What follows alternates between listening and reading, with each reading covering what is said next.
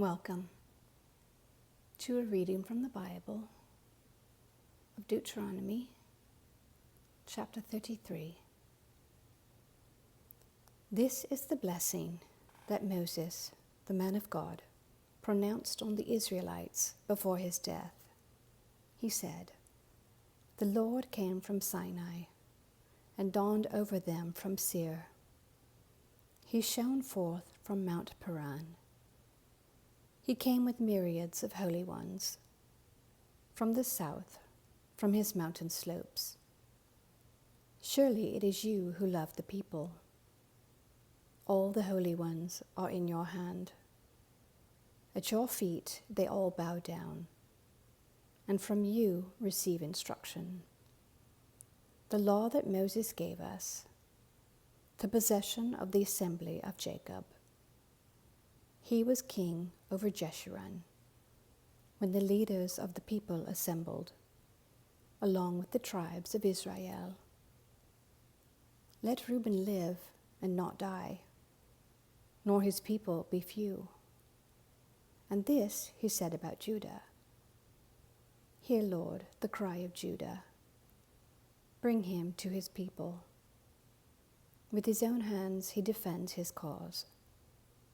Oh, be his help against his foes." About Levi he said, "Your Thummim and Urim belong to your faithful servant. You tested him at Massah. You contended with him at the waters of Meribah. He said of his father and mother, 'I have no regard for them.' He did not recognize his brothers or acknowledge his own children, but he watched over your word and guarded your covenant. He teaches your precepts to Jacob and your law to Israel. He offers incense before you and whole burnt offerings on your altar. Bless all his skills, Lord, and be pleased with the work of his hands. Strike down those who rise against him, his foes till they rise no more." About Benjamin he said, "Let the beloved of the Lord rest secure in him, for he shields him all day long, and the one the Lord loves rests between his shoulders." About Joseph he said, "May the Lord bless his land with the precious dew from heaven above, and with the deep waters that lie below. With the best the sun brings forth, and the finest the moon can yield. With the choicest gifts of the ancient mountains, and the fruitfulness of the everlasting hills. With the best gifts of the earth and its fullness, and the favor of him who dwelt in the burning bush. Let all these rest on the head of Joseph, on the brow of the prince among his brothers. In majesty he is like a firstborn bull. His horns are the horns of a wild ox.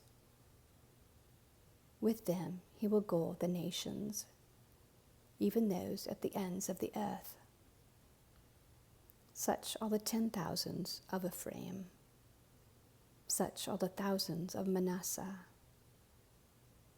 About Zebulun he said, "Rejoice, Zebulun, in your going out, and you, Issachar, in your tents.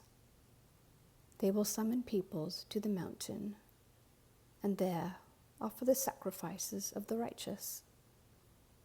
They will feast on the abundance of the seas, on the treasures hidden in the sand." About Gad he said, "Blessed is he who enlarges Gad's domain. Gad lives there like a lion, tearing at arm or head. He chose the best land for himself. The leader's portion was kept for him. When the heads of the people assembled, he carried out the Lord's righteous will and his judgments concerning Israel."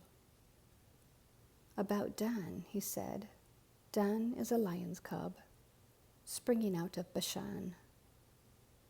About Naphtali, he said, Naphtali is abounding with the favor of the Lord, and is full of his blessing. He will inherit southward to the lake. About Asher, he said, most blessed of sons is Asher. Let him be favored by his brothers. Let him bathe his feet in oil. The bolts of your gates will be iron and bronze, and your strength will equal your days. There is no one like the God of Jeshurun, who rides across the heavens to help you, and on the clouds in his majesty. The eternal God is your refuge, and underneath are the everlasting arms. He will drive out your enemies before you, saying, destroy them. So Israel will live in safety. Jacob will dwell secure in a land of grain and new wine, where the heavens drop dew. Blessed are you, Israel. Who is like you, a people saved by the Lord? He is your shield and helper and your glorious sword. Your enemies will cower before you, and you will tread on their heads. Amen. Thank you for listening.